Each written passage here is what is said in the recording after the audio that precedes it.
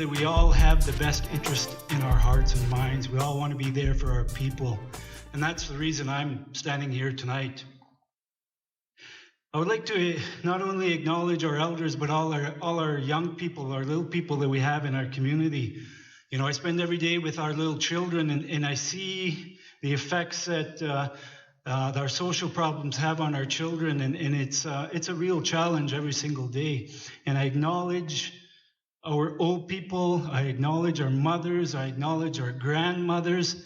I had an opportunity last week to speak at a forum recognizing the missing and murdered Indigenous women. It was a very touching evening where we heard family members speak of lost loved ones, communities, and so forth. And we've lost loved ones here in our community as well.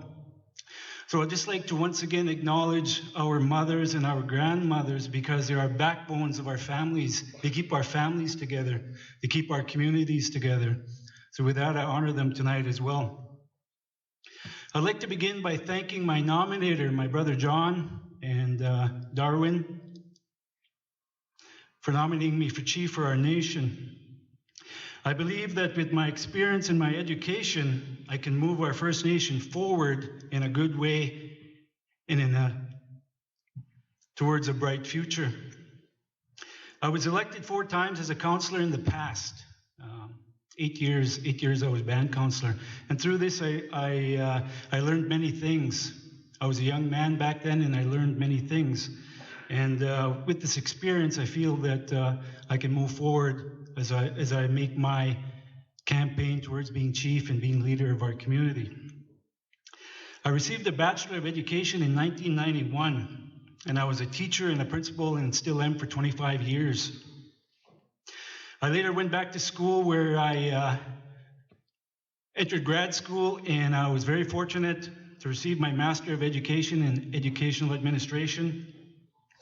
I've lived out here, I've worked out here my entire life. And I was asked, why do you want to give up your permanent job? Why do you want to enter the political field? And if anyone knows, Sean knows, Glenn, my dad, there's no glory in being chief of our community. It's a very difficult position to be in. Also, to sit around that table as a counselor, you're damned if you do and you're damned if you don't. So I didn't put my name forward for the glory. I didn't put my name forward for the money. I didn't put my name forward for the prestige. I put my name forward because I really believe I can make a difference in getting our band to the next level. We're kind of stuck, we're kind of spinning our wheels right now, and I think we need a new direction. I think we need a new perspective, and I think we need a breath of fresh air. And that's why people are talking about change. And the other real matter is, it's because of you. You matter. You're the reason I'm standing here. If I'm given an opportunity to lead this great nation, we as a team, myself and the 8 councillors, will work diligently to become solution-based leaders. Solution-based. We will look at a future based on solutions and new ideas. We'll create a 5-year plan and create a vision for our community based on your voices, all voices, inclusive. It does not matter how young you are or how old you are. It matters that you have a voice. And our leadership will listen to your voice because you matter. Our team will create an advisory board. I call it a clan, community leaders and nation builders, to bring advice and bring the voices of the people to the table, to the leadership. This will create a mechanism for all members to voice concerns, ideas, and recommendations. Why?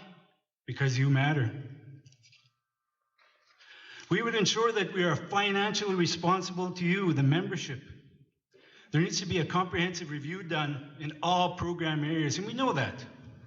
This needs to happen. We'd base a plan going forward around work plans and budgets. Budget-based planning is critical to ensure we put a stop to the growing deficit.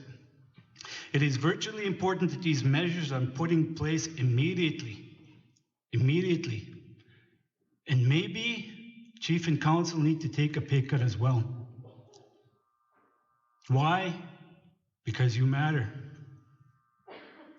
As a team, we would support education at all levels.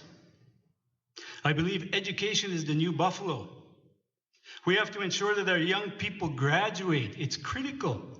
We have to ensure that we as leaders support students in post-secondary institutions, trade schools, and skills training. Justice Murray Sinclair from the Truth and Reconciliation Report states, education is the key for prosperity for our First Nations. Education is the key for prosperity for our First Nations. We need to ensure that our people are either at work or in school or in training, preparing for work. This is critical in having our people move forward in a good way. Why should we do this? Because you matter. We have to ensure that George Gordon First Nation is a viable player in the economy. We need to create more businesses, construction companies, road companies, roofing companies. Get into the retail sector. We have some individuals from our band that are doing it on their own, and I commend them. And why as a band, why are we not doing it? Why haven't leadership to this point gotten into the creating more businesses? We need to take some risks. Basically what it comes down to in the business world, we need to take some risks. We need to become self-sufficient, and I heard that mentioned here tonight. We need to become self-sufficient. We need to create a revenue stream, our own revenue stream, from our own sources to support not only our off-reserve members, but our members here, to supplement our programs and our service delivery in our community. And we need to do this. Why? Because you matter. Our team would build a healthy community based on respect and mutual understanding. We would ensure that a healthy, positive work environment is created for all employees. All employees. A healthy work environment is essential when working for our people in our community. Our team, the 8 councillors and I, will work hard to build a safe and caring community where everyone, young and old, feels good and feels safe. Why? Because you matter. Under our leadership, I would ensure that no senior or elder in this community goes without essential services. Our kokums and mushums need to be taken care of. We would ensure that they'd have heat, power, water every single day and every single night. There's no excuse for not meeting the needs of our old people. Our leadership would guarantee that their needs are met. Why? Because they matter. We as a team will ensure that leadership is accountable and transparent to all band members.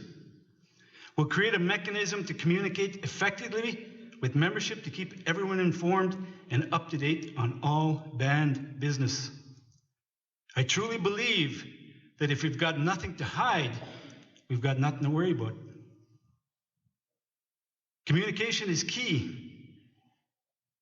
You within membership need to be allowed to question the leadership and get answers. We need to create a culture where everyone, employees, general membership, feel safe and not intimidated and feel oppressed. We'll have an open door policy.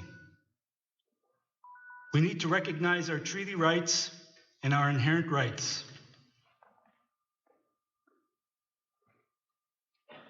Last, and in closing, I commend everyone that has come up here tonight. It takes strength, it takes courage. And on March 21st, March 23rd, and March 31st, I humbly ask the people of George Gordon to give me a chance, give me an opportunity to lead our nation as chief. I guarantee I will work every single day, every week, every month, and every year to make a better future for our children and our grandchildren. Not just a month before Election Day. Every single minute of every single day. Why? Because you matter, and you matter. You deserve this. So once again, I wish all the candidates good luck. God bless you, and have a safe trip home.